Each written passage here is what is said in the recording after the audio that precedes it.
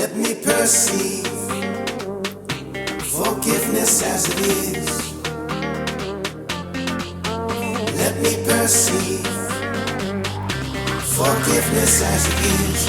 Forgiveness as it is. Forgiveness as it is. Forgiveness as it is. Forgiveness as it is. Forgiveness as it is.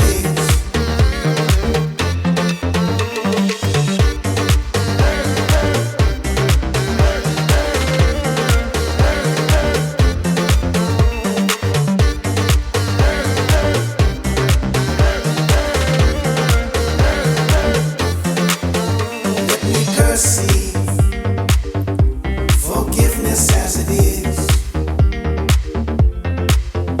Let me perceive forgiveness as it is.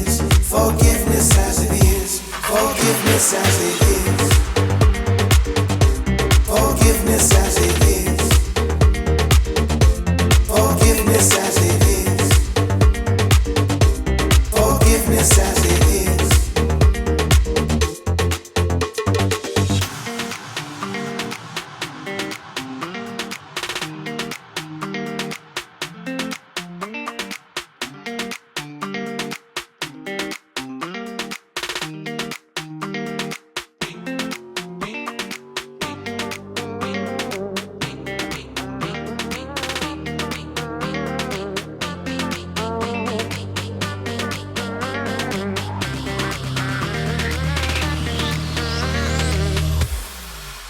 Let me perceive forgiveness as it is.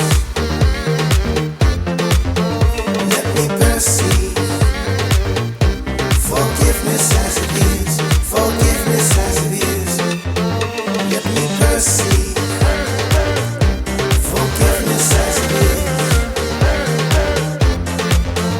Let me perceive forgiveness as it is.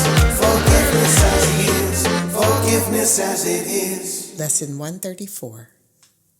Let me perceive forgiveness as it is. Let us review the meaning of forgive, for it is apt to be distorted and to be perceived as something that entails an unfair sacrifice of righteous wrath, a gift unjustified and undeserved, and a complete denial of the truth. In such a view, forgiveness must be seen as mere eccentric folly, and this course appear to wrest salvation on a whim. This twisted view of what forgiveness means is easily corrected when you can accept the fact that pardon is not asked for what is true. It must be limited to what is false. It is irrelevant to everything except illusions. Truth is God's creation, and to pardon that is meaningless. All truth belongs to Him, reflects His laws, and radiates His love. Does this need pardon? How can you forgive the sinless and eternally benign? The major difficulty that you find in genuine forgiveness on your part is that you still believe you must forgive the truth and not illusions. You conceive of pardon as a vain attempt to look past what is there, to overlook the truth in an unfounded effort to deceive yourself by making an illusion true. This twisted viewpoint but reflects the hold that the idea of sin retains as yet upon your mind as you regard yourself. Because you think your sins are real, you look on pardon as deception. For it is impossible to think of sin as true and not believe forgiveness is a lie. Thus is forgiveness really but a sin, like all the rest. It says the true is false and smiles on the corrupt as if they were as blameless as the grass, as white as snow. It is delusional in what it thinks it can accomplish. It would see as right the plainly wrong, the loathsome as the good. Pardon is no escape in such a view. It merely is a further sign that sin is unforgivable, at best to be concealed, denied, or called another name. for pardon is a treachery to truth. Guilt cannot be forgiven. If you sin, your guilt is everlasting. Those who are forgiven from the view their sins are real are pitifully mocked and twice condemned. First by themselves for what they think they did, and once again by those who pardon them. It is sin's unreality that makes forgiveness natural and wholly sane, a deep relief to those who offer it, a quiet blessing where it is received. It does not countenance illusions, but collects them lightly with a little laugh and gently lays them at the feet of truth, and there they disappear entirely. Forgiveness is the only thing that stands for truth in the illusions of the world. It sees their nothingness and looks straight through the 1,000 forms in which they may appear. It looks on lies, but it is not deceived. It does not heed the self-accusing shrieks of sinners mad with guilt. It looks on them with quiet eyes and merely says to them, "My brother, what you think is not the truth." The strength of pardon is its honesty, which is so uncorrupted that it sees illusions as illusions, not as truth. It is because of this that it becomes the undeceiver in the face of lies, the great restorer of the simple truth.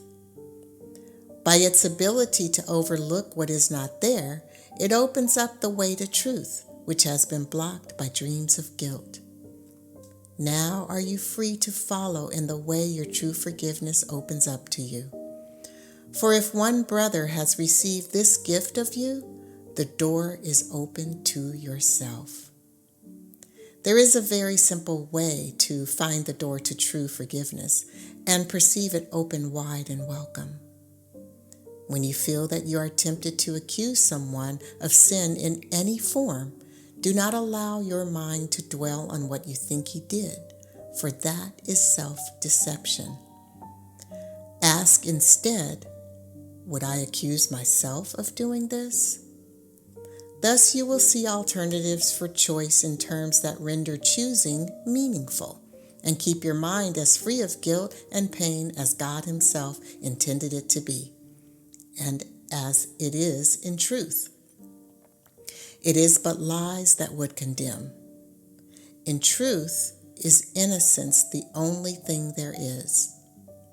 Forgiveness stands between illusions and the truth, between the world you see and that which lies beyond, between the hell of guilt and heaven's gate.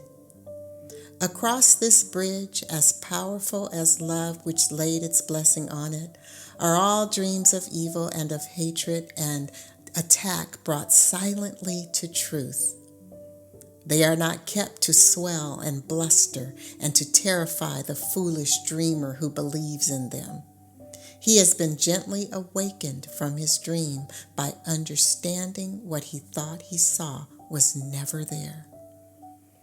And now he cannot feel that all escape has been denied to him.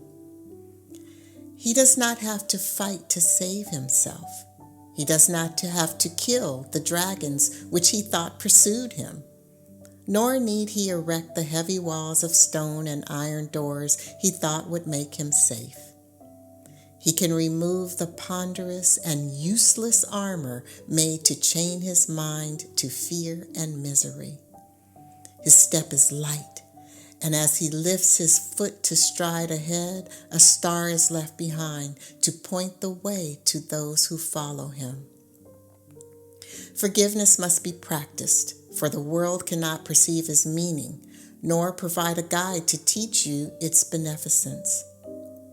There is no thought in all the world that leads to any understanding of the laws it follows, nor the thought that it reflects.